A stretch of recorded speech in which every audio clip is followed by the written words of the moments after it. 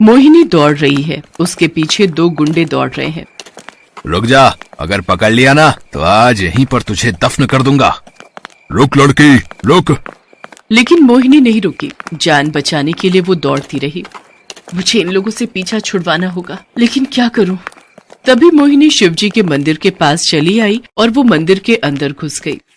वो लड़की मंदिर के अंदर घुस गई है, चल उसे पकड़ते हैं। ये बोलकर वो दोनों भी मंदिर के अंदर घुस गए, लेकिन उन्हें मोहिनी नहीं दिखी। अरे मंदिर के अंदर ही तो घुसी थी वो लड़की, कहाँ गई? तभी उन लोगों ने देखा कि शिवलिंग के ऊपर अपना फन फैलाकर एक बड़ी सी नागिन बैठी हुई है। वो नागिन बड़े गुस्से में उन दोनों की ओर देख रही है। अरे बाप रे, ये क्या? चल भाई चल, भाग यहाँ से। लेकिन उन दोनों को भागने का मौका नहीं मिला। उस नागिन ने दोनों को डस लिया और दोनों का देहांत हो गया। और उसके बाद वो नागिन मोहिनी में बदल गई। मुझे मारोगे तुम लोग? जैसी करनी वैसी भरनी। और फिर मोहिनी ने शिवलिंग के सामने प्रणाम किया। प्रणाम महादेव, आप ही की वजह से आज मैं जिंदा हूँ। मोहिनी घर लौट गई। गांव के सेठ चंदनलाल मंदिर में आए और दोनों गुंडों की डेड बॉडी देखी। छे, ये लोग तो किसी काम के नहीं हैं। अब जो करना है मुझे अपने हाथों से करना होगा। ये मंदिर चंदनलाल का ही बनाया हुआ है और मोहिनी इसी गांव की लड़की है। मोहिनी शिवजी की बहुत बड़ी भक्त है और साथ ही साथ वो एक इच्छाधारी नागिन भी है, जिसके बारे में गांव में कोई नहीं जानता। असल में मोहिनी पिछले जन्म में शिवजी के एक मंदिर में प्रसाद बनाने का काम करती थी। उसका नाम था तुलसी। तुलसी दिन रात उसी मंदिर में पड़ी रहती थी और मंदिर की देखभाल करती थी, इसीलिए सभी उससे प्यार करते थे। तुलसी, तुम इस मंदिर की देखभाल करती हो, इसीलिए ये मंदिर इतना साफ सुथरा रहता है। तुम बहुत पुण्य कमा रही हो बेटी। ये सुनकर तुलसी ने हंसकर कहा, पुण्य के बारे में नहीं जानती पुजारी जी, लेकिन ये जानती हूँ कि इस काम को करते हुए मुझे शांति का एहसास होता है, जैसे कि मुझे मोक्ष मिल गया हो। मैं इसीलिए ये करती हूँ। बहुत अच्छा बेटी, बहुत अच्छा। देखना, तुम्हें शिवजी की कृपा जरूर प्राप्त होगी। मैं तो दिन रात बस यही प्रार्थना करती हूँ कि मैं शिवजी के किसी काम आ सकूं। मेरा जीवन धन्य हो जाएगा।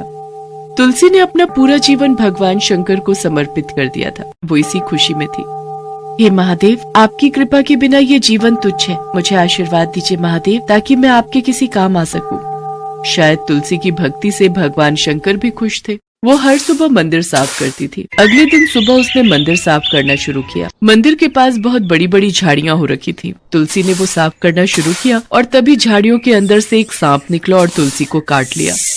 आह! तुलसी नीचे गिर गई और उसकी आंखों के सामने अंधेरा छा गया। उसकी आंख जब खुली तो वो ताज्जुब में रह गई। उसने देखा कि वो कैलाश पर्वत में खड़ी है और उसके सामने स्वयं महादेव बैठे हुए हैं। महादेव, आप? ये बोलकर तुलसी ने महादेव को प्रणाम किया। शिवजी ने कहा, तुलसी, तुम मन से मेरे किसी काम आना चाहती हो, इसीलिए मैं तुम्हें एक काम देना चाहता हूँ। इसीलिए मैंने तुम्हें ऊपर बुला लिया। बोलो, करोगी? आप बस आदेश दीजिए प्रभु, आपके लिए मैं कुछ भी करने के लिए तैयार हूँ। तुमसे मुझे यही उम्मीद थी। सुनो, मैं तुमको एक इच्छाधारी नागिन के रूप में धरती पर भेजूंगा। उसके बाद तुमको समय समय पर मेरा आदेश मिलता रहेगा। ठीक है प्रभु।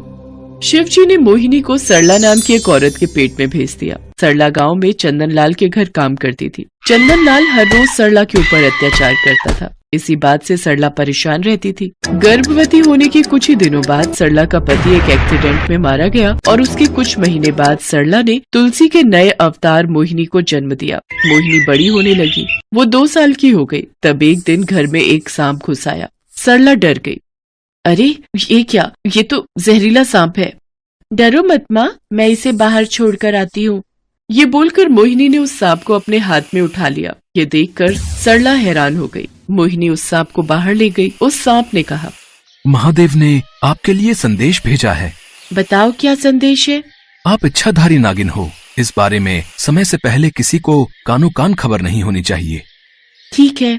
और इस गांव में एक आदमी रहता है, उसका नाम चंदनलाल है। हाँ, मैं उसे पहचानती हूँ। मेरी माँ उसके घर में काम करती है। आपको उस पर नजर रखनी है। वो बदमाश है, शिव भक्त होने का ढोंग करता है और पीठ पीछे बुरे काम करता है। ठीक है, वही होगा।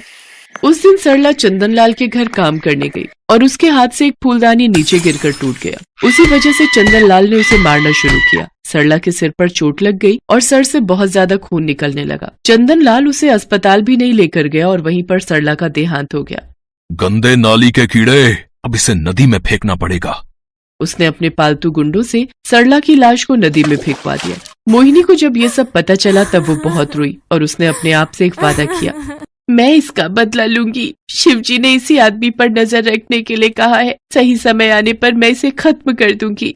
इसके बाद से मोहिनी अकेले ही जीने लगी और चुपके से चंदन लाल पर नजर रखने लगी। चंदन लाल कब कहाँ जाता है, क्या करता है, मोहिनी ने सब कुछ देख लिया। ऐसे ही 16 साल बीत गए। मोहिनी जवान हो गई। एक दिन चंदन लाल ने अपने गुंडों की मदद से सरकारी खजाने से बहुत सारे सोने के जेवर लूट लिए। ये आज तक की मेरी सबसे बड़ी चोरी है। लेकिन इतना सारा सोना छुपाएंगे कहाँ? घर में पुलिस की रेड पड़ी तो सब कुछ खत्म हो जाएगा।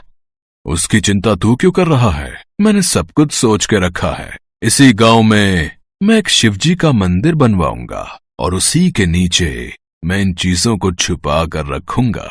मंदिर के नीचे खोदने की किसी की हिम्मत नहीं होगी। मंदिर का काम शुरू हुआ और चंदन लाल ने सारा सोना मंदिर के नीचे दफन कर दिया। लेकिन वो करते हुए चंदन लाल ने मोहिनी को देख लिया। मोहिनी सब कुछ छुप कर देख रही थी। अरे वो लड़की, पकड़ो उसे। दोनों गुंडे मोहिनी के पीछे दौड़ने लगे, लेकिन मोहिनी अपने नागिन रूप में आकर एक झाड़ी के पीछे छुप गई। वो दोनों मोहिनी को ढूंढ नहीं पाए और चंदन लाल के पास लौट गए। नहीं नहीं, उस लड़की को खत्म करना ही होगा। वो इसी गांव की है। उसे ढूंढ के निकालो और खत्म कर दो। जी मालिक। मोहिनी घर नहीं लौटी। वो नागिन के रूप में जंगल में ही रहने लगी। उधर मंदिर बनकर तैयार हो गया। पूजा पाठ भी शुरू हो गया। एक दिन मोहिनी को किसी कारण से घर लौटना था। वो घर की ओर जा रही थी। इतने में वो दोनों गुंडे उसके पीछे पड़ गए। मोहिनी मंदिर के अंदर घुस गई और नागिन के रूप में शिवलिंग के ऊपर बैठ गई और फिर उसने दोनों को मार दिया। चंदन लाल खुद मोहिनी को मारने के लिए तैयार होने लगा। उधर रात को एक सांप मोहिनी के पास आया। बताओ क्या संदेश लाए हो? उसे अब खत्म करना होगा ताकि वो सारा सोना इस गांव के शिव भक्त लोगों के काम आ सके। ये काम तुम्हें ही करना होगा। मोहिनी तो इसी पल का इंतजार कर रही थी। अगले दिन सोमवार था। सोमवार को मंदिर में बड़े धूमधाम से शिवजी की पूजा की जाती थी। चंदन लाल भी वहाँ रहता था, इसीलिए अगले ही दिन मोहिनी शाम को मंदिर चली गई। चंदन लाल पूजा कर रहा था। बंद करो ये ढोंग। अरे तुम मरने के लिए खुद चली आई? वो तो अभी पता चल जाएगा। चंदन लाल ने मोहिनी पर अटैक किया, लेकिन मोहिनी अपने नागिन अवतार में चली आई। ये देखकर सभी के होश उड़ गए और फिर मोहिनी ने चंदन लाल को अच्छे से जकड़ लिया ताकि वो हिल ना सके। आसपास के लोग गुस्सा हो गए। अरे तुम इसे क्यों मार रही हो? हाँ, इन्होंने ही तो ये मंदिर बनाया है, छोड़ दो इन्हें। नहीं छोड़ूंगी, ये आदमी हैवान है, हैवान। सुनो तुम लोग। मोहिनी ने सभी को सब कुछ बता दिया। मंदिर के नीचे खोदा गया और वहाँ से सोना निकाला गया। चंदन लाल ने कहा, मुझे माफ कर दो, मुझे माफ कर दो। नहीं नहीं, इसे मार डालो, मार डालो। मोहिनी ने चंदन लाल को डस लिया। उसका देहांत हो गया। इस तरह एक शिव भक्त नागिन ने शिवजी का आदेश मानते हुए एक पापी को मार डाला। सोना बेचकर गांव में अस्पताल बनाया गया। मोहिनी उसके बाद से उस मंदिर में ही शिवलिंग के आसपास रहने लगी। गांव वाले उसकी भी पूजा करने लगे। वो चारों तरफ शिव भक्त नागिन के नाम से मशहूर हो गई।